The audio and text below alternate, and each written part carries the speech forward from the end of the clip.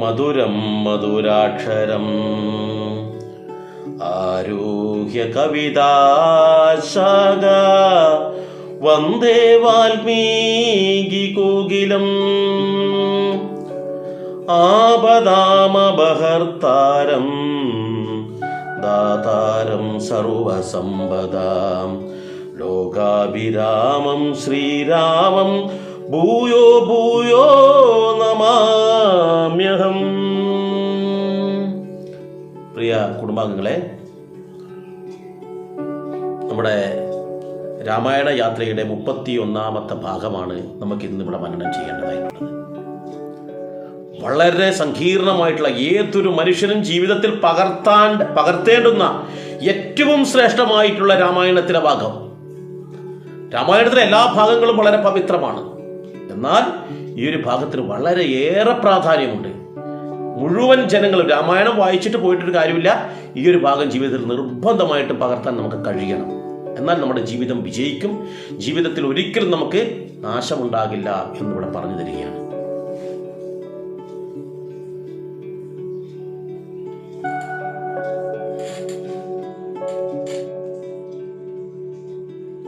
കഴിഞ്ഞ ഭാഗത്ത് നമ്മൾ പറഞ്ഞു നിർത്തിയിരിക്കുന്നത് എന്താണ്?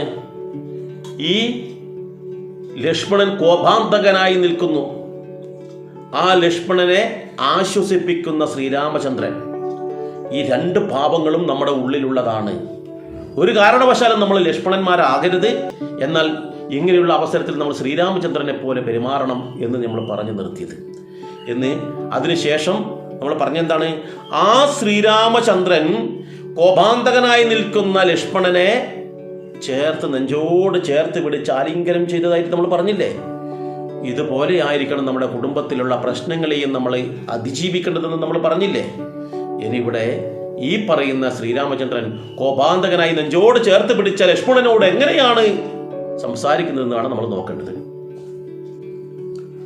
വത്സ സൗമിത്രേ കുമാര നീ കേൾക്കണം, മത്സരാദ്യം വെടിഞ്ഞെന്നുടെ വാക്കുകൾ, നിന്നുടെ തത്വം അറിഞ്ഞിരിക്കുന്നതും മുന്നമേ ഞാനടോ. നിന്നുള്ളിലെപ്പോഴും എന്നെ കുറിച്ചുള്ള വാത്സല്യപൂരവും നിന്നോളമില്ല മറ്റാർക്കുമെന്നുള്ളതും, നിന്നാലെ അസാധ്യമായുള്ളൊരു കർമ്മവും നിർണയമെങ്കിലും ഒന്നിതു കേൾക്ക നീ. ഈ ഒരൊറ്റ വാക്കുമതി എത്ര വലിയ കൊലക്കൊമ്പനായാലും മുട്ടുകുത്തിക്കാൻ, എത്ര വലിയ ശത്രുവായാലും നമ്മളോട് പൊരുതാൻ വേണ്ടി, നമ്മളോട് ഏറ്റുമുട്ടാൻ വേണ്ടി വരുന്ന ഒരാളായിരിക്കട്ടെ, കോപം കൊണ്ട് ജ്വലിക്കുന്ന ഒരു വ്യക്തി എന്നിരിക്കട്ടെ, അവരെ നമുക്ക് നമ്മുടെ വിരൽ തുമ്പിലെത്തിക്കാൻ ഈ രണ്ട് ശ്ലോകത്തിലെ വാക്കുകൾ മാത്രം മതി. അതാ ഞാൻ പറഞ്ഞത് രാമായണം വെറുതെ വായിക്കേണ്ടതല്ല എന്ന്. ഇവിടെ പറയുന്നതറിയാം, വത്സ സൗമിത്രേ കുമാര നീ കേൾക്കണം. എന്താ പറഞ്ഞിരിക്കുന്നത്? വളരെ സൗമ്യത്തോടു കൂടി, വത്സ ലക്ഷ്മണ നീ കേൾക്കൂ. കെട്ടിപ്പിടിച്ച് ആലിംഗനം ചെയ്ത ശേഷം പറയുന്നത്, അവരോട് ദേഷ്യപ്പിടിച്ചിട്ടല്ല പറയുന്നത്, വാത്സല്യത്തോടു കൂടിയാണ് പറയുന്നത്. വളരെ ശാന്തമായിട്ടാണ് പറയുന്നത്. നമ്മുടെ മക്കൾ ചിലപ്പം തമ്മിൽ അടി കൂടുന്നുണ്ടാവും. അതിൽ രോഷാകുലരായി നിൽക്കുന്നവനെ പിടിച്ച് നമ്മൾ സംസാരിക്കേണ്ട കാര്യമാണിത്.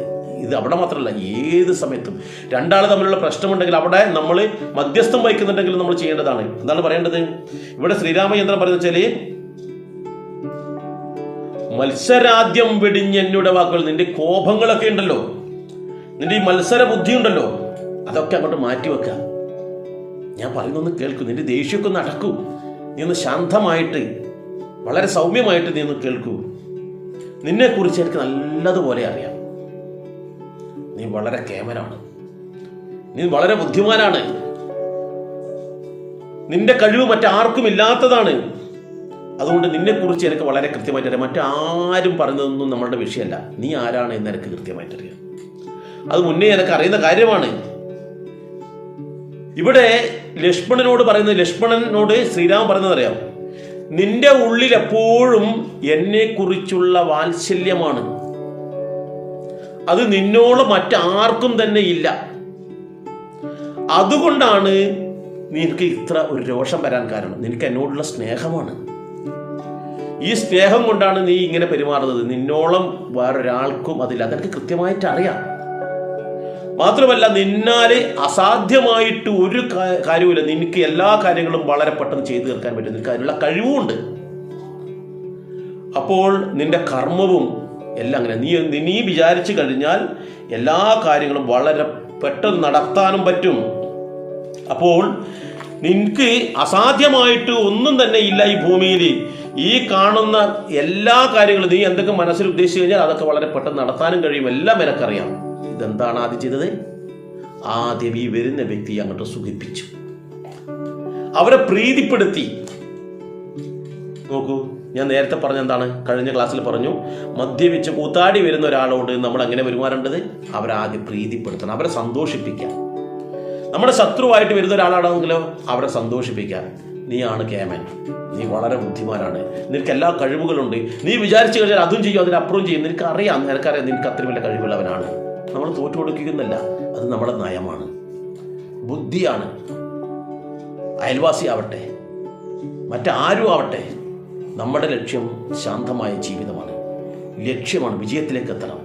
വിജയത്തിലേക്ക് എത്തണമെങ്കിൽ എന്ത് വേണം? ഇങ്ങനെയുള്ള തടസ്സങ്ങൾ ഉണ്ടാവരുത്. ശ്രീരാമനെ സംബന്ധിച്ചിടത്തോളം രാവണവധമാണ് ലക്ഷ്യം. അപ്പോൾ ഇവിടെ ഇങ്ങനെ സംഭവിച്ചു കഴിഞ്ഞാൽ എന്തായിരിക്കും? ആ രാവണവധത്തിന് സാധ്യമാകില്ല. അപ്പോൾ എന്താണ്?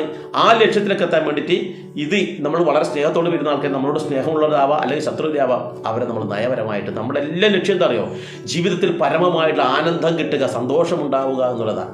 അപ്പോൾ അങ്ങനെ വരുമ്പോൾ ഇങ്ങനെയുള്ള പല ആൾക്കാരും നമ്മുടെ തടസ്സം ഉണ്ടാക്കാൻ വേണ്ടി ശത്രുവായിട്ട് മിത്രമായിട്ട് വരുമ്പോൾ അവരെ നയപരമായിട്ട് നമ്മൾ അവരെ സുഖിപ്പിച്ച് സന്തോഷിപ്പിച്ചിട്ട് അവരെ തന്നെ കേമന്മാർ, നിനക്ക് എന്നെക്കാളും നല്ല കഴിവുണ്ട്, എന്നെക്കാളും ബുദ്ധിയുണ്ട്, ഒക്കെ ശരി, നീ എന്നെ മിടുക്കൻ, ഞാൻ സമ്മതിക്കുന്നു എന്നൊക്കെ പറഞ്ഞ് അവരെ സുഖിപ്പിക്കുക എന്നുള്ളതാണ് ആദ്യത്തെ നമ്മുടെ വഴി. ഏതൊക്കെ തരത്തിലാണോ, ഏത് വിഷയമാണോ, ആ വിഷയത്തിനനുസരിച്ച് വേണം നമ്മൾ അവരെ സുഖിപ്പിക്കാൻ വേണ്ടിയിട്ട്, അവരെ നമ്മളെ വരുതിയിലാക്കാൻ വേണ്ടിയിട്ട്.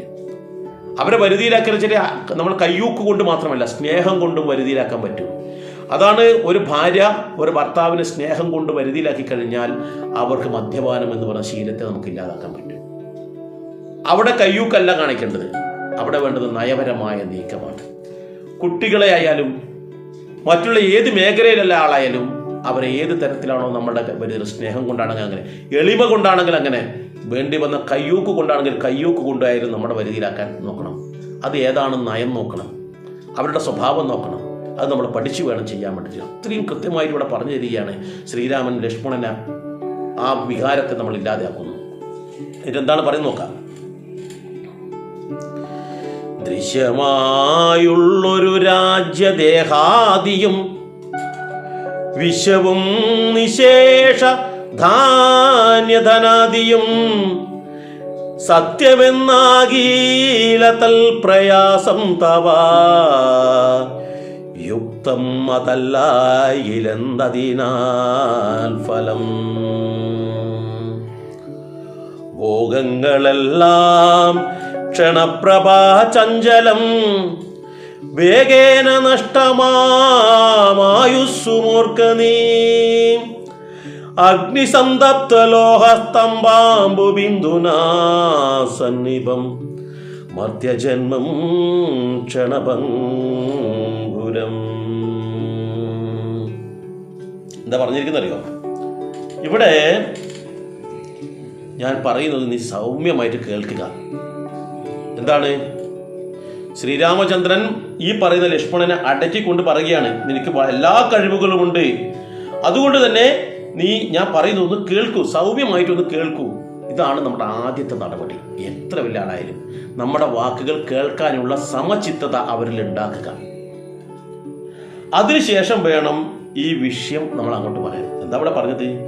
ഈ കാണുന്ന വിശ്വം മുഴുവനുണ്ടല്ലോ, ഈ രാജ്യം മുഴുവനുണ്ടല്ലോ, ഈ ധനങ്ങളുണ്ടല്ലോ, അതുപോലെ സമ്പാദ്യമുണ്ടല്ലോ, ഇതൊക്കെ തന്നെ സത്യമാണോ? ചോദ്യമാണ്. ഇതെല്ലാം സത്യമാണെങ്കിൽ നിന്റെ ഈ പ്രയത്നം യുക്തമാണ്, നീ ചിന്തിക്കുന്നത് ശരിയാണ്. നമ്മളൊക്കെ ചിന്തിക്കുന്നത് ആലോചിച്ച് നോക്കൂ. നമ്മൾ എന്തിനാ ചിന്തിക്കുന്നത്? നമ്മൾ ധനത്തിൻ്റെ പുറകെ പോകുന്നു, മക്കളുടെ പുറകെ പോകുന്നു, രക്ഷിതാവിൻ്റെ പുറകെ പോകുന്നു, സമ്പത്തിൻ്റെ പുറകെ പോകുന്നു, ഓരോന്നിൻ്റെ പുറകെ നമ്മൾ പോകുന്നുണ്ടല്ലോ. ഇതെല്ലാം സത്യമാണ് എന്ന് നിങ്ങൾക്ക് തോന്നുന്നുണ്ടോ? ശ്രീരാമൻ ചോദിക്കുക.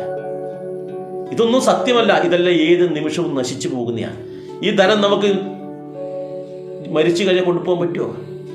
ഈ സമ്പത്തൊക്കെ നമ്മുടെ ഒപ്പം മരണം വരെ ഉണ്ടാകുമെന്ന് നമുക്ക് ഉറപ്പുണ്ടോ? നിങ്ങൾ പണിയെടുത്ത് ഉണ്ടാക്കുന്ന പണം, അല്ലെങ്കിൽ മറ്റുള്ളവരെ പറ്റിച്ചിട്ടുണ്ടാക്കുന്നു, മോഷ്ടിച്ചിട്ടുണ്ടാക്കുന്നു, ഇതെല്ലാം നമ്മളോടൊപ്പം എന്നും ഉണ്ടാകുമെന്ന് തോന്നുന്നുണ്ടോ? മോഷ്ടിച്ചിട്ടോ മറ്റുള്ളവരെ പറ്റിച്ചിട്ടോ ഉണ്ടാക്കുന്ന ഒരു വില്ലേജ് ഓഫീസറാണ്. വില്ലേജ് ഓഫീസർ കൈക്കൂലി വാങ്ങിച്ചിട്ട് പണം ഉണ്ടാക്കുന്നുണ്ട്. എന്തിനാ? എനിക്ക് സുഖം കിട്ടും, എനിക്ക് മറ്റുള്ളവരെക്കാളും ഉയർന്ന തലത്തിൽ വീട്, സ്വത്ത്, സമ്പാദ്യമൊക്കെ ഉണ്ടാക്കി ജീവിക്കാമെന്ന്. പക്ഷേ ഒരു ദിവസം അത് പിടിച്ചു പോയാൽ പിന്നെ എവിടെയായിരിക്കും നമ്മുടെ അവസ്ഥ? തടവറയിലേ. ഇത്രയും കാലം നമ്മൾ സമ്പാദിച്ചതെല്ലാം തന്നെ എന്തായി പോകും?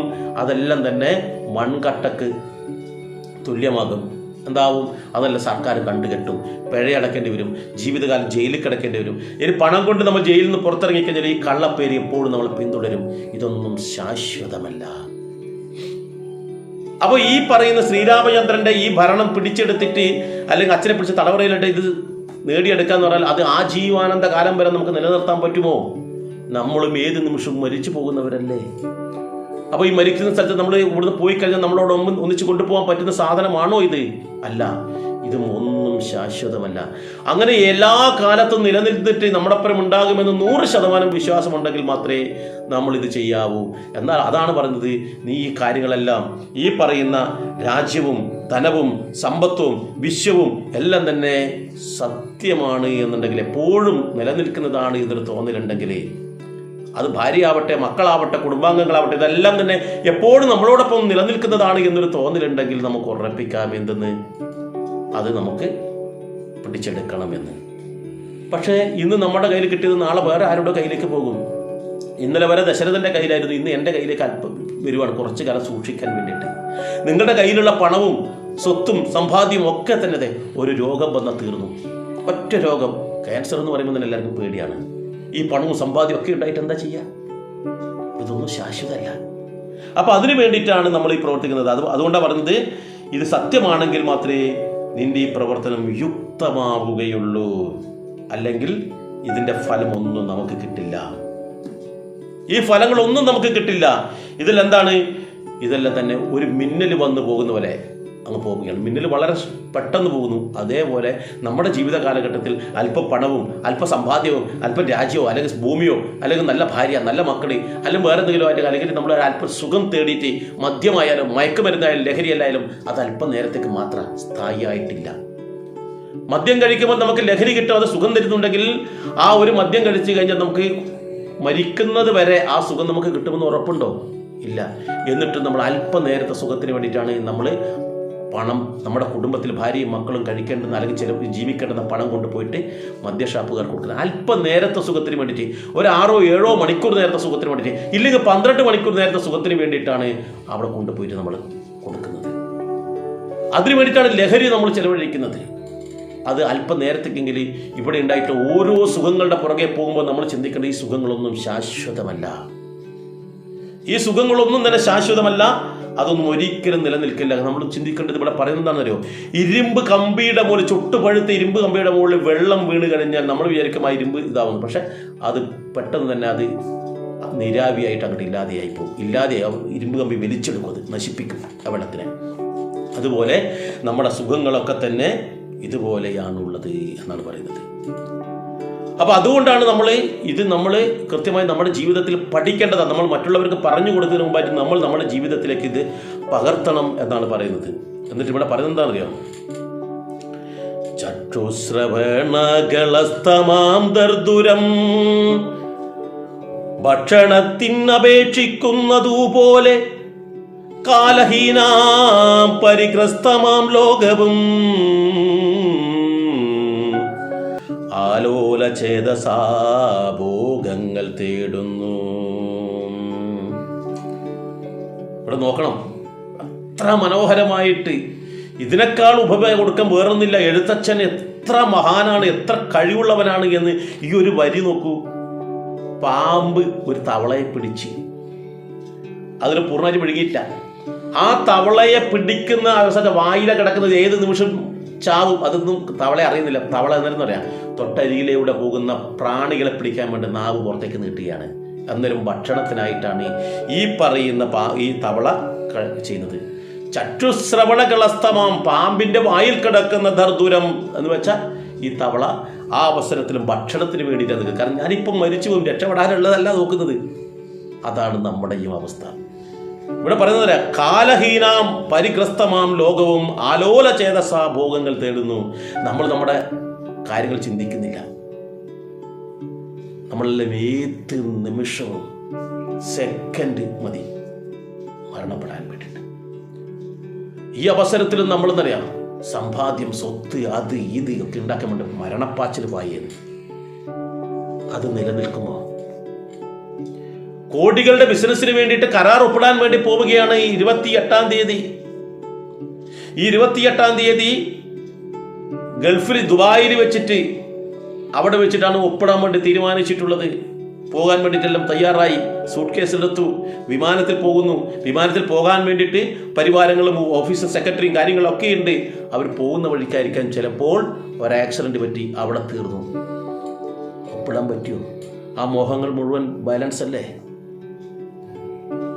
ഞാൻ മുമ്പ് പറഞ്ഞു, നമ്മുടെ വീടിനടുത്തുള്ള ഒരു നല്ലൊരു വ്യക്തി, അദ്ദേഹത്തിൻ്റെ മരണം അത് വലിയൊരു ഷോക്ക് പോലെയാണ് തോന്നിയത്.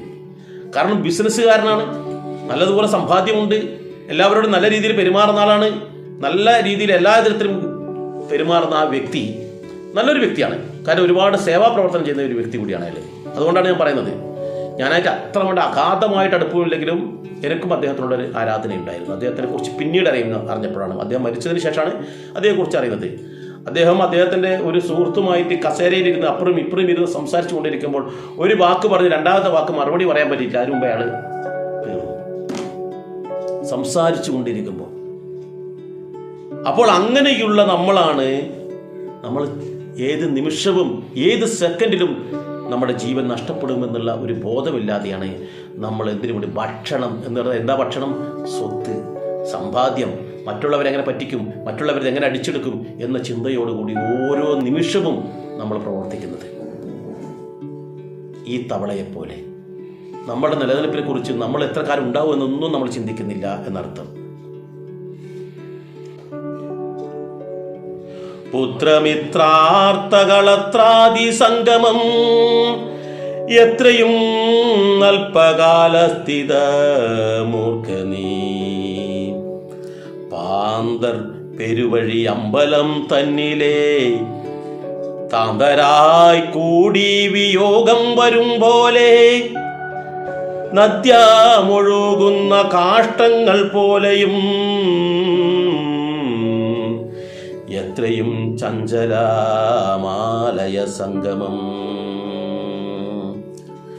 ലക്ഷ്മിയും അസ്ഥിരയല്ലോ മനുഷ്യർക്കു നിൽക്കുമോ യൗവനവും പുനരദ്രവം.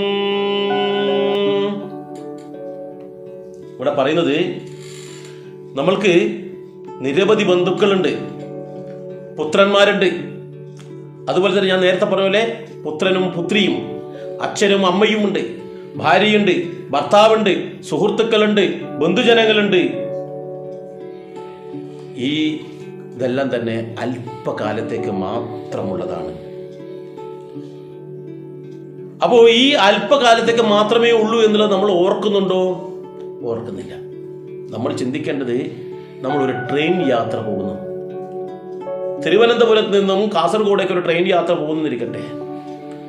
നമ്മൾ തിരുവനന്തപുരത്ത് നിന്ന് കാസർഗോഡേക്കാണ് ടിക്കറ്റ് എടുത്തിട്ടത്. അപ്പോൾ പോകുന്ന വഴിയിൽ കൊല്ലത്ത് നിന്നും കുറച്ച് ആൾക്കാർ കയറി നമ്മുടെ അടുത്ത് വന്നിരുന്നു. അവർക്കിറങ്ങേണ്ടത് പത്തനംതിട്ടയിലാണ്. ആ കുറച്ച് സമയത്തിനുള്ളിൽ അവരായിട്ട് നമ്മൾ നല്ലപോലെ ബന്ധം സ്ഥാപിച്ചു, നല്ല സുഹൃത്തുക്കളായി, ഫോൺ നമ്പർ വാങ്ങിച്ചു, എല്ലാം ചെയ്തു. ഭക്ഷണം ഉണ്ടെങ്കിൽ അതൊക്കെ അങ്ങോട്ടും ഇങ്ങോട്ട് കൊടുത്തു. പക്ഷേ അവർ പത്തനംതിട്ടയിൽ എത്തുമ്പോൾ ഇറങ്ങിപ്പോയി. ചെറിയൊരു വിഷമമുണ്ട്, നല്ലൊരു സുഹൃത്തുക്കളായിരുന്നു, ഇറങ്ങിപ്പോയി. പത്തനംതിട്ടയിൽ നിന്ന് ഇറങ്ങിപ്പോയി. അവിടെ നിന്നും കുറച്ച് ആൾക്കാർ കയറി അവരും അടുത്ത് വന്നു. അവരായിട്ട് നല്ല ബന്ധം സ്ഥാപിച്ചു. ചില ആൾക്കാരായിട്ട് വാക്തർക്കം ഉണ്ടാവാം, പക്ഷെ ഇവരും നല്ല രീതിയിൽ സംസാരിച്ചു. അത് സംസാരിച്ച് നമ്മൾ എത്തി. അവർ ആലപ്പുഴയിൽ എത്തുമ്പോൾ അവരവിടെ ഇറങ്ങി. അവരവിടെ ഇറങ്ങിയതിന് ശേഷം അന്നേരം നമ്മുടെ മനസ്സിലൊരു നീറ്റിലുണ്ടായിരുന്നു. ആലപ്പുഴയിൽ നിന്ന് കുറച്ച് ആൾക്കാർ കയറി. അവർ എറണാകുളത്ത് പോകേണ്ട ആൾക്കാരാണ്. ഇവരായിട്ട് കുറച്ച് നേരം വാക്തർക്കുണ്ടായി. അവർ 5-8 ആൾക്കാരുണ്ട്. അവരുടെ ലഗേജൊക്കെ നമ്മുടെ അടുത്ത് മേത്ത് കൊണ്ടിടാൻ നോക്കി. അവർ നമ്മളെ ലഗേജ് തട്ടി മാറ്റാൻ നോക്കി. അങ്ങനെയായിട്ട് കുറച്ച് നേരം വാക്കായി മുന്തും പിടിയിലായി. അതിനുശേഷം അവർ എറണാകുളത്ത് ഇറങ്ങി അവരങ്ങോട്ട് പോയി. ഇതുപോലെ നമ്മുടെ ജീവിതത്തിൽ നമ്മുടെ പുത്രന്മാരും പുത്രിമാര്, ഭാര്യമാര്, ഭർത്താക്കന്മാര്, അച്ഛൻ, അമ്മ, സഹോദരി, സഹോദരൻ, മിത്രങ്ങൾ, അയൽവാസികൾ, ഇതൊക്കെ ഒരുപാട് ബന്ധങ്ങളില്ലേ? ഇതൊക്കെ ഏത് നിമിഷവും ഓരോരോ സ്റ്റോപ്പിൽ ഇറങ്ങിയിട്ട് നമ്മളിൽ നിന്ന് അകന്നു പോകും. ഒരു സ്റ്റോപ്പിൽ നമ്മളും അങ്ങ് ഇറങ്ങും. ആ അവസരത്തിൽ നമ്മുടേതായ ബന്ധുക്കളായ സുഹൃത്തുക്കളായ ആൾക്കാരും ഇതുപോലെ ദുഃഖിക്കും. ഇതാണ് എന്ന് നമ്മുടെ ജീവിതയാത്രയെന്ന് നമ്മൾ എപ്പോഴെങ്കിലും മനസ്സിലാക്കിയിട്ടുണ്ടോ? ഇവരൊക്കെ ഏതവസരത്തിലും നമ്മളെ വിട്ടു പോകേണ്ടവരാണെന്ന് നമ്മൾ എപ്പോഴെങ്കിലും മനസ്സിലാക്കിയിട്ടുണ്ടോ എന്നാണ് ഇവിടെ ചോദിക്കുന്നത്. പണ്ട് കാലങ്ങളിൽ നമ്മൾ യാത്ര ചെയ്യാറുണ്ട്. എന്താണെന്നറിയോ? നടന്നാണ് യാത്ര. ആ യാത്രയിൽ വിശ്രമിക്കാൻ വേണ്ടി വഴിയമ്പലങ്ങൾ ഉണ്ടാകും. ആ വഴിയമ്പലത്തിൽ കുറേ ആൾക്കാർ ഒത്തുകൂടും. ആ രാത്രിയിൽ അവരുടെ ഭക്ഷണം കാര്യങ്ങളൊക്കെ കഴിച്ചിട്ട് പിറ്റേ ദിവസം പിരിഞ്ഞു പോകുന്നത് പോലെ പാന്തർ പെരുവഴി അമ്പലം പോലെ എന്ന് പറഞ്ഞതും ഇവിടെ കവി അത് ഉദ്ദേശിച്ചിട്ടാണ് എന്ന് മനസ്സിലാക്കുക.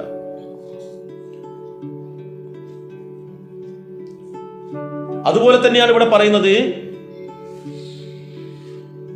നദിയിലൂടെ ഒഴുകുന്ന കാഷ്ടങ്ങൾ എന്നാണ് പറയുക. കാഷ്ടങ്ങൾ എന്ന് പറഞ്ഞാൽ തടികൾ എന്നുവെച്ചാൽ മരം എന്നാണ് ഉദ്ദേശിക്കുന്നത്.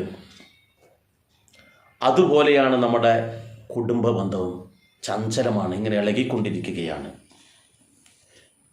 നമ്മുടെ ഈ കുടുംബ ബന്ധത്തിൽ നമുക്കുണ്ടാകുന്ന ഐശ്വര്യങ്ങൾ ഒന്നും തന്നെ സ്ഥായി ആയിട്ടുണ്ടാകുന്നതല്ല. ഏത് നിമിഷവും ആ ഐശ്വര്യം ഉണ്ടാവില്ല. ഐശ്വര്യം നശിക്കും. ഐശ്വര്യം നശിക്കും, ചിലപ്പോൾ ഐശ്വര്യം ഉണ്ടാവുകയും ചെയ്യും എന്നർത്ഥം. അതുപോലെ തന്നെ നമ്മുടെ യൗവനം, ഈ യൗവനവും എപ്പോഴും ഉണ്ടാവുമെന്ന് നമ്മൾ വിചാരിക്കുന്നുണ്ടോ? നമ്മൾ ഫെയർ ആൻഡ് ലവ്ലി ഉപയോഗിക്കുന്നു, പൗഡർ ഉപയോഗിക്കുന്നു, സുഗന്ധദ്രവ്യങ്ങൾ ഉപയോഗിക്കുന്നു. നമുക്കൊരു ചിക്കൻ ബോക്സ് വന്നു കഴിഞ്ഞാൽ തീർന്നു. വസൂരി വന്നാൽ തീർന്നു നമ്മുടെ സൗന്ദര്യബോധം മുഴുവൻ തന്നെ. അതുപോലെ തന്നെയാണ് ഇന്ന് നമ്മൾക്കുള്ള ഈ യൗവനം ഏത് നിമിഷവും നഷ്ടപ്പെടും. നഷ്ടപ്പെട്ടിട്ടോ അവിടെ നമുക്ക് ജരയും നരയും ബാധിക്കും. അപ്പോൾ അതൊന്നും സ്ഥായിയല്ല എന്ന് ലക്ഷ്മണനോട് ശ്രീരാമചന്ദ്രൻ പറഞ്ഞു കൊടുക്കുന്നു. ഇത് ലക്ഷ്മണനോടല്ല പറയുന്നത്, ഇത് നമ്മളോട്, നമ്മുടെ ഉള്ളിലുള്ള ശ്രീരാമൻ പറയുകയാണ്, നിങ്ങൾ ഇത്തരത്തിൽ ചിന്തിക്കരുത് എന്ന്. ഇനെന്താ പറയുന്നത്? സ്വപ്നസമാനം കളത്ര സുഖം നൃണാമൽപമായുസ്സു നിരൂപിക്ക ലക്ഷ്മണ, രാഗാദി സങ്കുലമായുള്ള സംസാരമാകെ നിരൂപിക്കൽ സ്വപ്നതുല്യം സഖേ. ഓർക്ക ഗന്ധർവ നഗര സമാമതിൽ മൂർഖന്മാർ നിത്യം അനുക്രമിച്ചിടുന്നു. ആദിത്യദേവൻ ഉദിച്ചിതു വേഗേന, യാതാപതിയിൽ മറിഞ്ഞിതു സത്വരം. നിദ്രയും വന്നിതു ദയ ശൈലോപരി, വിദ്രുതം വന്നിതു പിന്നെയും ഭാസ്കരൻ. ഇത്തം അതിഭ്രമമുള്ളൊരു ജന്തുക്കൾ ചിത്തേ വിചാരിപ്പതില്ല കാലാന്തരം. ആയുസ്സു പോകുന്നതേതും അറിവില്ല, മായാസമുദ്രത്തിൽ മുങ്ങിക്കിടക്കയാൽ. വാർദ്ധക്യമോടും ജരാനരയും പൂണ്ടു ചീർത്തമോഹേന മരിക്കുന്നിതു ചിലർ. നേത്രേന്ദ്രിയം കൊണ്ടു കണ്ടിരിക്കേ പുനരോർത്തറിയുന്നീല മായതൻ വൈഭവം. ഇപ്പോൾ ഇതു പകൽ, പിൽപ്പോടു രാത്രിയും, പിൽപ്പാടു പിന്നെ പകലുമുണ്ടായി വരും. ഇവിടെ പറയുകയാണ് ശ്രീരാമചന്ദ്രൻ ലക്ഷ്മണനോട് പറയുകയാണ്, ലക്ഷ്മണ, ഈ ഭാര്യാസുഖം എന്നൊക്കെ പറയുന്നല്ലോ, അതൊക്കെ ഒരു സ്വപ്ന സമാനമാണ്. ഇതൊക്കെ ശാശ്വതമല്ല. ചില ആൾക്കാർ ഭാര്യയോടുള്ള സുഖം കൊണ്ട് അതിൽ തന്നെ ബന്ധപ്പെട്ട് ഇങ്ങനെ കിടക്കും. ഭർത്താവിൻ്റെ സുഖം കൊണ്ട് ആ സുഖമാണ് സ്വർഗം എന്ന് സങ്കല്പിച്ച് അങ്ങനെ കിടക്കും. ഒരൊറ്റ അറ്റാക്ക് വന്നാൽ മതി, ഇനി ഒന്നും വേണ്ട, ഇവരുടെ ശരീരത്തിൽ ഒരു സോറിയാസിസ് പോലത്തെ ഒരു ചർമ്മരോഗം വന്നാൽ അവജ്ഞയോടുകൂടിയാണ് ഈ ഭാര്യയുടെ ശരീരവും ഭർത്താവിൻ്റെ ശരീരവും കാണുക. ശരിയല്ലേ? അതിനടുത്ത് പോകും. ഈ ശരീരത്തിന് പുറകെ നമ്മൾ ഓടുന്നത്, പക്ഷെ അതിൻ്റെ ഉള്ളിലുള്ള ഹൃദയത്തെ നമ്മൾ കാണുന്നില്ല, മനസ്സിനെ നമ്മൾ കാണുന്നില്ല എന്നർത്ഥം. അപ്പോൾ അതുപോലെ തന്നെയാണ് നമ്മൾ പലതും ചിന്തിച്ചു കൊണ്ടുള്ള പലതും നമുക്ക് കിട്ടുന്നത്. കാരണം വെച്ചാൽ രാഗാതി സങ്കുലമായുള്ള സംസാരമാകിൽ നിരൂപിക്കൽ സ്വപ്നതുല്യം എന്ന് പറയും. കാരണം ഇവിടെയുള്ള ഓരോന്നും നമ്മൾ രാഗമോഹങ്ങളും ലോഭങ്ങളും അതുപോലെ തന്നെ ഓരോന്നും നമ്മൾ ആഗ്രഹിക്കില്ല, കാമവും ക്രോധവും ഒക്കെ ഉണ്ടല്ലോ, ഇതൊക്കെ നമ്മൾ ഉണ്ടാക്കുന്നതൊക്കെ നമ്മൾ ശാശ്വതമായി നിലനിൽക്കുന്നതല്ല. ഇതിൻ്റെ പുറകെ നമ്മൾ ഓടുന്നുണ്ട്. ഓരോന്നും നമുക്ക് വേണം വേണം വേണം എന്ന് വിചാരിച്ച് നമ്മൾ ഇതിൻ്റെ പുറകെ ഓടുന്നുണ്ടല്ലോ. ഇതൊക്കെ നിലനിൽക്കുമോ? സ്വത്തിൻ്റെ പുറകെ ഓടുന്നു കുറേ ആൾക്കാർ, കാമത്തിൻ്റെ പുറകെ, ആഗ്രഹങ്ങളുടെ പുറകെ നമ്മൾ ഓടുന്നു. ആഗ്രഹത്തെ നമ്മൾ നിയന്ത്രിക്കണമെന്ന് പറയാൻ കാരണം അതാണ്. കാമം എന്ന് പറഞ്ഞാൽ ആഗ്രഹം. അപ്പോൾ അതുപോലെ ഓരോന്നിൻ്റെയും പുറകെ നമ്മൾ നിത്യവും ഓടുവാണ്. ഇന്ന് നേരം പുലർന്ന് നാളെ എന്തൊക്കെയാണ് ചെയ്യേണ്ടത് എന്നുള്ളതിൻ്റെ പുറകെയാണ്, എന്തൊക്കെ നമ്മൾ നേടിയെടുക്കണം. അങ്ങനെ ഓരോന്നിൻ്റെയും പുറകെ നമ്മൾ ഓടുമ്പോൾ ഇതൊന്നും ശാശ്വതമല്ല, ഇതൊന്നും നിലനിൽക്കുന്നതല്ല. ഏത് നിമിഷവും ഞാൻ ഇവിടെ നിന്ന് കളമൊഴിഞ്ഞു പോകേണ്ടവനാണ് എന്ന് നമ്മൾ ചിന്തിക്കണം. ഞാൻ മാത്രമല്ല, നമ്മളോടൊപ്പമുള്ളവരും ഇവിടുന്ന് കളമൊഴിഞ്ഞു പോകേണ്ടവരാണ് എന്ന് നമ്മൾ ചിന്തിക്കണം. നമ്മൾ സ്വപ്നത്തിൽ പലതും തയ്യാറാക്കും, പലതും നമ്മൾ സ്വപ്നത്തിൽ ഇത് ഇങ്ങനെ വേണം അങ്ങനെ വേണം നമ്മൾ സ്വപ്നം കാണാറില്ലേ? ആ സ്വപ്നങ്ങളൊക്കെ നമുക്ക് നടപ്പിലാക്കാൻ പറ്റുമോ? അതിനനുസരിച്ച് നമുക്ക് ആയുസ് ഉണ്ടാകുമോ? അതിന് ആയുസ് ഉണ്ടായാലും ആ സ്വപ്നം നമുക്ക് സാഫല്യമാപത്തിൽ കൊണ്ടുവരാൻ പറ്റുമോ? സ്വപ്നം കാണാം നമുക്ക്, പക്ഷെ അത് വേണമെന്ന് വാശി പിടിച്ച് ജീവിതം പാഴാക്കാൻ ശ്രമിച്ചാൽ അത് അബദ്ധമാകും. അതിനുവേണ്ടി മറ്റുള്ളവരെ ഉപദ്രവിക്കാൻ ശ്രമിച്ചു കഴിഞ്ഞാൽ അതൊരു ശാപമായി തീരും. അപ്പോൾ സ്വപ്നം വേണം, അത് പക്ഷേ നടപ്പിലാക്കണമെങ്കിൽ ആ ഈശ്വരൻ്റെ കൃപ കൂടി വേണം എന്ന് കരുതണം എന്നർത്ഥം. ഇവിടെ ഒരു ഉദാഹരണം കൂടി നമ്മുടെ എഴുത്തച്ഛൻ പറയുന്നു. എന്താണ്? സൂര്യൻ ഉദിക്കുന്നു, ആ സൂര്യൻ ഉദിക്കുന്നു, അസ്തമിക്കുന്നു, പിന്നെയും ഉദിക്കുന്നു, അസ്തമിക്കുന്നു. പക്ഷെ ഈ സൂര്യൻ ഉദിച്ച് അസ്തമിക്കുന്നത് പോലെ ആണ് നമ്മുടെ ഒക്കെ ജീവിതം. എല്ലാവരുടെയും ജീവിതമാണ്. ഏത് നിമിഷവും നമുക്കൊരു അസ്തമയം ഉണ്ടാകും. നമുക്കിന്ന് യൗവനമൊക്കെ ഉണ്ടാവും, പക്ഷെ നാളെ നമ്മൾ വാർദ്ധക്യത്തിലേക്ക് പോകും. നമുക്കിന്ന് പല കഴിവുകളുണ്ടാവും, ആ കഴിവുകളൊന്നും നാളെ ഉണ്ടാകണമെന്നില്ല. ചെറിയ ഏതെങ്കിലും തരത്തിൽ മാനസികമായിട്ട് ബുദ്ധിഭ്രമം വന്നാൽ തീർന്നില്ലേ? ഒരു വീഴ്ച വീഴുന്നതോടുകൂടി നമ്മുടെ മനസ്സൊന്ന് ചിന്തിക്കാനുള്ള കഴിവ് അങ്ങോട്ട് നഷ്ടപ്പെട്ടു, പ്രതികരിക്കാനുള്ള കഴിവ് നഷ്ടപ്പെട്ടു. ഒരു ബ്ലഡ് പ്രഷർ, നമ്മളെ പ്രഷർ കൂടി തലയിൽ നിന്ന് ഞരമ്പ് പൊട്ടി നമ്മൾ ഒരു ഭാഗം തളർന്നു കിടന്നു. എന്തൊക്കെ പ്ലാനുകളുണ്ട് മനസ്സിൽ, എന്തൊക്കെ പ്ലാൻ ചെയ്തു, എന്തൊക്കെ നടപ്പിലാക്കിയോ? ഇത് നമ്മളിവിടെ കിടന്നുകൊണ്ട് നമ്മളിത് കാലം കഴിച്ചു കൂട്ടണ്ടേ? ഇതൊക്കെ നമ്മൾ എപ്പോഴെങ്കിലും ചിന്തിച്ചിട്ടുണ്ടോ? അപ്പോൾ നമ്മൾക്ക് എത്ര വയസ്സ് വരെ അവിടെ ആയുസ് പറഞ്ഞിട്ടുള്ളത്? ആ ആയുസിന്റെ കാലത്തോളം നമ്മൾ ആരോഗ്യത്തോടു കൂടി നിൽക്കുമെന്ന് ഇവിടെ ആരെങ്കിലും ചിന്തിച്ചിട്ടുണ്ടോ? എന്നിട്ടും നമ്മൾ അഹങ്കാരത്തിന് എന്തെങ്കിലും കുറവുണ്ടോ നോക്കൂ. എത്ര വലിയ, ഇവിടെ ഏറ്റവും വലിയൊരു ഉദാഹരണം പറയുകയാണെങ്കിൽ നമ്മുടെ അറ്റ്ലസിന്റെ ജ്വല്ലറി ഉടമ രാമചന്ദ്രേട്ടൻ സൂര്യനെ പോലെ ശോഭിച്ചു നിന്ന ആളാണ്. അവസാന നിമിഷം അദ്ദേഹത്തിൻ്റെ അവസ്ഥ വളരെ ബുദ്ധിമുട്ടായിരുന്നു. എത്ര ഉന്നതിയിലുണ്ടായ ആളാണ് നോക്കൂ. അറ്റ്ലസ് രാമചന്ദ്രേട്ടനെ കുറിച്ച് നമുക്ക് അറിയാത്ത ആൾക്കാരില്ല. എത്ര ഉന്നതിയിലുണ്ടായതാ. അവസാനം അദ്ദേഹം എത്തിപ്പെട്ടത് നോക്കൂ, വളരെ കീറിപ്പറഞ്ഞ് ജയിലിൽ കിടന്ന് വളരെ നരകയാതന അനുഭവിക്കേണ്ടി വന്ന ആ മനുഷ്യൻ ശ്രേഷ്ഠനായിരുന്നു, നല്ല വ്യക്തിയായിരുന്നു കേട്ടിടത്തോളം. പക്ഷേ ഇത്തരത്തിൽ നമ്മളും ഒരവസരത്തിൽ ഇങ്ങനെയാകും. നമ്മുടെ ആരോഗ്യം ക്ഷയിക്കും, ജരയും നരയും ബാധിച്ച് വാർദ്ധക്യത്തിലേക്ക് എത്തും. ആ അവസരത്തിലെത്തുമ്പോൾ ഇന്ന് നമ്മളോട് സ്നേഹം കൊണ്ട് വീർപ്പ് മുട്ടിച്ചവരും നമ്മൾ ആരാധിച്ചവരും ബഹുമാനിച്ചവരൊക്കെ നര ബാധിച്ച് വാർദ്ധക്യത്തിലെത്തി ഈ രോഗശയ്യയിൽ കിടക്കുമ്പോൾ തിരിഞ്ഞു നോക്കാൻ ഒരാളും ഉണ്ടാകില്ല.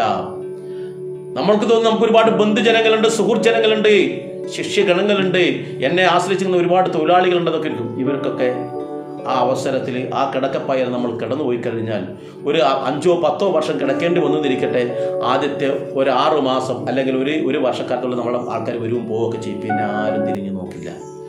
ഒന്നിച്ചുള്ള ബന്ധുക്കൾക്ക് പോലും, കൂടപ്പറപ്പിന് പോലും, ഭാര്യയ്ക്ക് പോലും, മക്കൾക്ക് പോലും ഇതൊന്ന് ചത്ത് കിട്ടിയെങ്കിൽ ഭഗവാനേ എന്ന് പ്രാർത്ഥിക്കും അവരെ.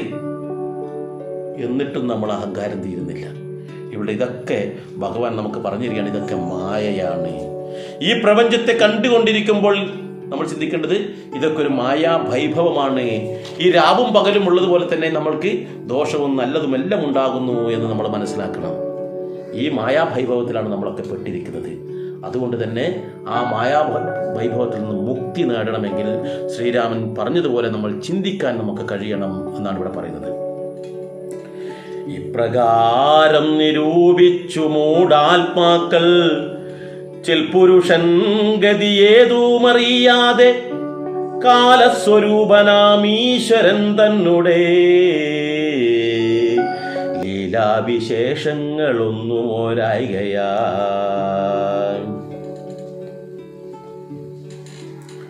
ഇതൊന്നും അറിയാത്തതുകൊണ്ട് ഈ ഭഗവാന്റെ ലീലാവിശേഷങ്ങള് ലീലാവിലാസങ്ങള് വേർതിരിച്ചറിയാത്തത് കൊണ്ടാണ് നമ്മളെപ്പോലെയുള്ള മൂഢന്മാരിങ്ങനെ ജീവിക്കുന്നത് എന്നാണ് ഇവിടെ പറയുന്നത്.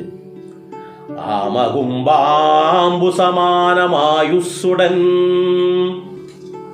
ഓമതേതും ധരിക്കുന്നതില്ലാരുമേ രോഗങ്ങളായുള്ള ശത്രുക്കളും വന്നു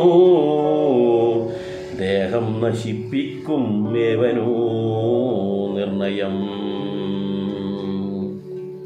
വളരെ നല്ലതായിട്ടുള്ള ഒരുപാട് ഉദാഹരണങ്ങളാണ് ഇവിടെ പറഞ്ഞു വരുന്നത്. ഇവിടെ രോഗങ്ങൾ വന്നിട്ട് നമ്മളെ പിടികൂടും. ഈ രോഗങ്ങൾ വന്നിട്ട് പിടികൂടുമ്പോൾ എത്ര വലിയ കഴിവുള്ളവനായാലും ശരി, എത്ര വലിയ ആരോഗ്യമുള്ളവനായാലും ശരി, അവരൊക്കെ തന്നെ രോഗങ്ങൾ വന്നു കഴിഞ്ഞാൽ, അതിൽ അഡിക്റ്റ് ആയിക്കഴിഞ്ഞാൽ, ഞാൻ നേരത്തെ പറഞ്ഞു ഒരു ക്യാൻസർ വന്നു കഴിഞ്ഞാൽ നമുക്കറിയാം ക്യാൻസറിന് വലിയ ചികിത്സയൊന്നുമില്ല. അപൂർവം ചില ആൾക്കാരാണ് രക്ഷപ്പെട്ടിട്ടുള്ളത്. ബഹുഭൂരിപക്ഷ ആൾക്കാരും മരണമടഞ്ഞിട്ടുണ്ട്. അപ്പോൾ ഇങ്ങനെയൊക്കെ വന്നു കഴിഞ്ഞാൽ ഈ പണവും ഈ സമ്പത്തും ഈ ബന്ധുജനങ്ങളെയൊക്കെ കൊണ്ട് എന്താണ് ഗുണം? ഇവിടെ പറയുന്നത് ഈ മൺപാത്രം ഉണ്ടല്ലോ, ഈ മൺപാത്രം ഉണ്ടാക്കി കഴിഞ്ഞാൽ അത് പിന്നെ ചുട്ടെടുക്കണം, എന്നാൽ മാത്രമേ അതിന് ഉപയോഗം ഉണ്ടാവുള്ളൂ. അതുപോലെയാണ് ആ ചുട്ടെടുക്കാത്ത മൺപാത്രത്തിൽ വെള്ളം വെച്ചാൽ എന്തായിരിക്കും? ആ വെള്ളം മുഴുവൻ ചോർന്നു പോകും. ഇതുപോലെയാണ് നമ്മുടെ മനുഷ്യന്മാരുടെയും അവസ്ഥ. അവരൊക്കെ തന്നെ നമ്മുടെ ആ കഴിവിനെ കുറിച്ച് അല്ലെങ്കിൽ നമ്മൾ എന്താണ് എന്നതിനെ കുറിച്ച് ഒരിക്കലും ചിന്തിക്കുന്നില്ല. ഈ ചുടാത്ത കലം പോലെയാണ് നമ്മൾ. ഏതൊരവസരത്തിലും നമുക്കുണ്ടാകുന്ന ഓരോ കാര്യങ്ങളും ഇങ്ങനെ പുറത്തേക്ക് ഇങ്ങനെ പോയിക്കൊണ്ടിരിക്കുക. നമ്മുടെ ആരോഗ്യമാവട്ടെ, ആയുസ്സാവട്ടെ, അതുപോലെ തന്നെ ബുദ്ധിയാവട്ടെ, നമ്മുടെ ശരീരഘടനയാവട്ടെ, നമ്മുടെ ബന്ധുക്കളാവട്ടെ, സമ്പാദ്യമാകട്ടെ, എല്ലാം തന്നെ ഇന്നല്ലെങ്കിൽ നാളെ നശിച്ചു പോകും എന്നർത്ഥം. അപ്പൊ ഇത് നമ്മൾ അറിയാതെയാണ് വീണ്ടും വീണ്ടും ഇതിന്റെ പുറകെ നമ്മൾ ഓടിക്കൊണ്ടിരിക്കുന്നത് എന്ന് നമ്മൾ മനസ്സിലാക്കണം. അവിടെ തന്നെ പറഞ്ഞതാണ്, നമ്മുടെ ശരീരം രോഗങ്ങളാകുന്ന ശത്രുക്കൾ വന്ന് നശിപ്പിക്കും എന്നാണ് പറയുന്നത്. ആ കൂട്ടത്തിൽ ജരയും നരയും നമ്മളെ ബാധിക്കും. രോഗങ്ങൾ നമ്മുടെ ഏറ്റവും വലിയ ശത്രുവാണ് രോഗങ്ങൾ. നമ്മൾ ക്ഷേത്രത്തിൽ ശത്രുസംഹാര പൂജ കഴിക്കുന്നു. എന്താണെന്നറിയോ? ശത്രുസംഹാര പൂജയുടെ പിന്നിലെന്താ തത്വം എന്ന് വെച്ചാൽ നമ്മുടെ അയൽവാസികളായ ശത്രുക്കൾ നശിക്കണം എന്നല്ല. ഏറ്റവും വലിയൊരു ശത്രുവാണ് നമ്മുടെ രോഗങ്ങൾ. ആ രോഗങ്ങളിൽ നിന്ന് മുക്തി നേടുക.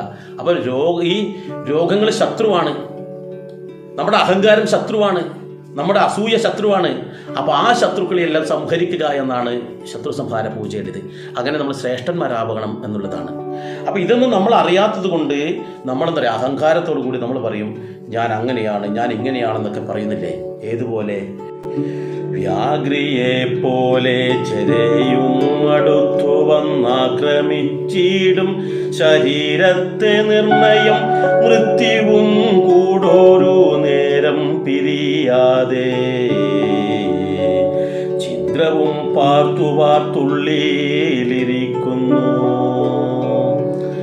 ദേഹം നിമിത്തം അഹം ബുദ്ധി കൈകൊണ്ടു മോഹം കലർന്നു ജന്തുക്കൾ നിരൂപിക്കും. ബ്രാഹ്മണോഹം നരേന്ദ്രോഹമൗഢ്യോഹമെന്നാമ്രേഡിതം കലർന്നിടും ദശാന്തരേ. ജന്തുക്കൾ ഭക്ഷിച്ചു കാഷ്ടിച്ചു പോകിലാം, വെന്തുവെണ്ണീറായി ചമഞ്ഞു പോയിടിലാം. മണ്ണിനു കീഴായി കൃമികളായി പോകിലാം, നന്നല്ല ദേഹം നിമിത്തം മഹാമോഹം.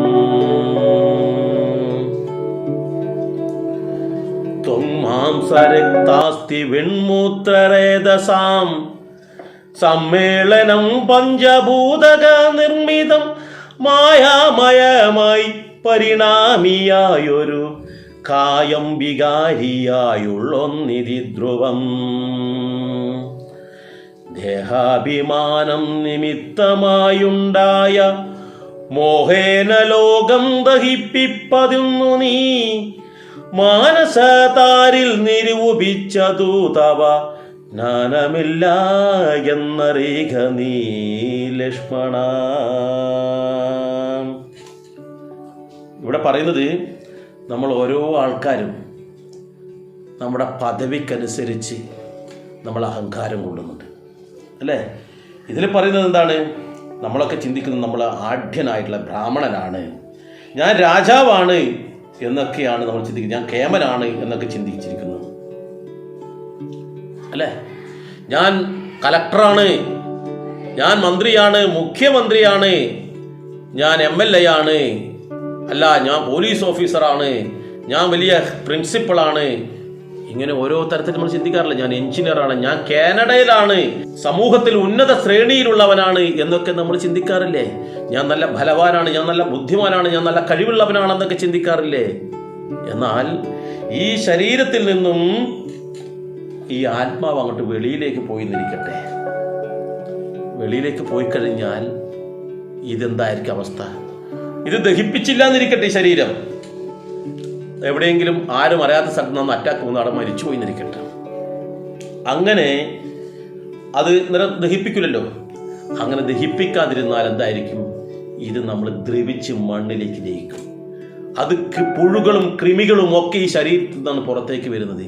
അത് വലിയ കലക്ടറുടേതായാലും MLAയുടേതായാലും മുഖ്യമന്ത്രിയുടേതായാലും കാനഡക്കാരൻ്റെതായാലും ബ്രിട്ടൻകാരൻ്റെതായാലും ഏതൊരാൾ എത്ര വില ബുദ്ധിമാൻ്റെതായാലും ഈ ശരീരം ഇങ്ങനെ ഫലിക്കും. അത് ഇനി വളരെ താഴേക്കടിയിലുള്ള ഒരു ചണ്ടാളൻ്റെതായാലും ഒരു കലക്ടറുടേതായാലും ഒരേ തരത്തിൽ തന്നെയാണ് പുഴുവും കൃമിയും ഒക്കെ അതിൽ നിന്ന് വെളിയിലേക്ക് വരിക. അയ്യോ എൻ്റെത് ഞാൻ വലിയ കേമനായിരുന്നു, അതുകൊണ്ട് എൻ്റെ ശരീരത്തിൽ കൃമി വരാൻ പാടില്ല, അതിന് പകരം നല്ല ശ്രേഷ്ഠമായിട്ടുള്ള എന്തെങ്കിലും പുറത്തേക്ക് വരണമെന്ന് വിചാരിച്ചാൽ പറ്റുമോ? പറ്റില്ല. നമ്മുടെ അഹങ്കാരം മുഴുവൻ തന്നെ നശിപ്പിക്കുകയാണ് ഈ ഒരു കാര്യം ചിന്തിക്കുമ്പോൾ. അപ്പോൾ ഇനി അതല്ല, നമ്മളത് ഇതാക്കിയിട്ടില്ല എന്നുണ്ടെങ്കിൽ അത് നമ്മൾ ആൾക്കാർ കണ്ടുവന്നിരിക്കട്ടെ ശരീരം, എന്നാൽ എന്ത് ചെയ്യുക? അത് ദഹിപ്പിക്കും അല്ലേ? ഈ ദഹിപ്പിക്കുന്ന അവസരത്തിൽ നമ്മളെല്ലാം എന്താവുക? വെണ്ണീരായി തീരും. നമ്മുടെ ശരീരം വെണ്ണീരായിട്ട് തീരും. അത് ബുദ്ധിമാൻ്റെതായാലും ശരി, ആരോഗ്യവാൻ്റെതായാലും ശരി, അഹങ്കാരം കൊണ്ട് ഇങ്ങനെ മതിമറന്ന് നടക്കുന്ന ചില ആൾക്കാരില്ലേ, അവരതായാലും അംബാനിയുടേതായാലും ആരുടേതും ഇതുപോലെ വെണ്ണീരായിട്ട് തീരും. ഇത് കൃത്യമായിട്ട് മനസ്സിലാക്കണമെങ്കിൽ നമുക്ക് എവിടെ പോകണമെന്നറിയോ? കാശിയിൽ പോകണം. കാശിയിൽ 24 മണിക്കൂറും ശവദഹനം നടക്കുന്ന ഒരു ഘാട്ടുണ്ട്. ഘാട്ട് എന്ന് പറഞ്ഞാൽ കുളിക്കടവ് എന്നർത്ഥം. കാശി വിശ്വനാഥന്റെ നേരെ മുന്നിലായിട്ടാണ് ആ ഘാട്ട്. മണികർണിക ഘാട്ട് എന്ന് പറയാം. വേറെയും ഘാട്ടുകളിൽ ശവഭസ്മം ഉണ്ട്, അല്ലെങ്കിൽ ശവം ദഹിപ്പിക്കാറുണ്ട്. ഹരിശ്ചന്ദ്ര ഘാട്ടിലൊക്കെ ഉണ്ട്. എന്നാൽ മണികർണികയിൽ 24 മണിക്കൂർ, രാത്രി 12 മണിയെന്നില്ല, പകലെന്നില്ല, ഏത് സമയത്തും അവിടെ ശവം ഇങ്ങനെ ദഹിപ്പിച്ചുകൊണ്ടിരിക്കും. ഞാൻ പലതവണ പോയതുകൊണ്ട് നേരിട്ട് കണ്ട കാര്യം എന്താണെന്ന് വെച്ചാൽ, ഈ എത്ര വലിയ കോടീശ്വരൻ്റെ ശവം കൊണ്ടുവന്നു കഴിഞ്ഞാലും അവിടെ ആ മണ്ണിൽ അവിടെ അങ്ങോട്ട് കിട്ടും. അവിടെ ഇട്ട് ഒരു 2, 3, 4, 5, 10 ശവശരീരങ്ങൾ കുന്നുപോലെ അവിടെ കിട്ടിയിട്ടുണ്ടാവും. ഒന്ന് കത്തിക്കഴിഞ്ഞാൽ ആ ഇതിൻ്റെ ശവത്തിൻ്റെ ആ ഭസ്മമായി കഴിഞ്ഞ് എല്ലാം ഇതായി കഴിഞ്ഞാൽ അതിൻ്റെ ആ കത്തിക്കൊണ്ടിരിക്കുന്നതിൻ്റെ വിറക് ബാക്കിയുണ്ടെങ്കിൽ ആ വിറകിൻ്റെ ഇതിനകത്ത് പുതിയ വിറകുകൾ വെച്ച് പുതിയ ചിതയുണ്ടാക്കി അതിൻ്റെ മുകളിൽ ഈ ശവം എടുത്ത് വെക്കും. അത് അംബാനിൻ്റെതാണ്, അതുകൊണ്ട് എനിക്ക് സ്വർണത്തിൻ്റെ തടി വേണമെന്ന് വെച്ചാൽ പറ്റില്ല. ഇനി സ്വർണത്തിൻ്റെ തടി വെച്ചിട്ട് ചെയ്തെന്നിരിക്കട്ടെ, അതും ആകുന്നത് എന്താണ്? ഭസ്മമായിട്ട് തീരുക. അവിടെ ഇങ്ങനെ എല്ലാവർക്കും തുല്യര, ഏതൊരാളും ഭസ്മമായിട്ട് അവിടെ തീരും എന്നർത്ഥം. അങ്ങനെയുള്ള നമ്മളാണ് ഇങ്ങനെ അഹങ്കാരം കൊള്ളുന്നത്. അല്ലെങ്കിൽ എന്തായി തീരും? ഈ മണ്ണിനടിയിൽ കിടന്ന് കുഴിച്ചിട്ടതാണെങ്കിൽ കൃമികളായിട്ടും പുഴുക്കളായിട്ടും ഒക്കെ നമ്മൾ തീരുന്നു എന്നാണ്. അപ്പോൾ നമ്മളെന്താ വേണ്ടറിയോ? ഈ ശരീരത്തോടുള്ള അതിമോഹം നമ്മൾ വേണ്ട. ഈ ശരീരം വെച്ചിട്ടല്ലേ നമ്മളെല്ലാം ചെയ്യുന്നത്. ഒരാളുടെ മുന്നിൽ പ്രദർശിപ്പിക്കുന്നത് എൻ്റെ കായിക ബലം, എൻ്റെ സൗന്ദര്യം, ഇതൊക്കെ പ്രദർശിപ്പിക്കുന്നത് എവിടെയാ? ഈ പറയുന്ന ശരീരമാണ്. അപ്പോൾ ഈ ശരീരത്തിൻ്റെ അവസ്ഥ ഇങ്ങനെയാണ് ആവുക. ഏത് നിമിഷവും അത് നശിക്കേണ്ടതാ. ആ ശരീരത്തിൽ നിന്നും ആത്മാവ് വെളിയിലേക്ക് പോയി കഴിഞ്ഞാൽ അത് വട്ടപൂജ, ആർക്കും വേണ്ട. എത്ര പ്രിയപ്പെട്ടവരും അത് അകറ്റി വെക്കും. നിങ്ങൾ വളരെ സ്നേഹസമ്പന്നരായ ഭാര്യ ഭർത്താക്കന്മാരാണെന്ന് ആലോചിക്കും, ചിന്തിക്കുക. ഒരു നിമിഷം പോലും പിരിഞ്ഞിരിക്കാൻ പറ്റാത്തവരാണ്. അങ്ങനെയുള്ള നിങ്ങൾ മരിച്ചു എന്നിരിക്കട്ടെ. നിങ്ങൾ മരിച്ചു കഴിഞ്ഞാൽ നിങ്ങളുടെ ഭാര്യ അല്ലെങ്കിൽ നിങ്ങളുടെ ഭർത്താവ് അല്ലെങ്കിൽ മക്കൾ ഇവരൊക്കെ വാവിട്ട് കരയും.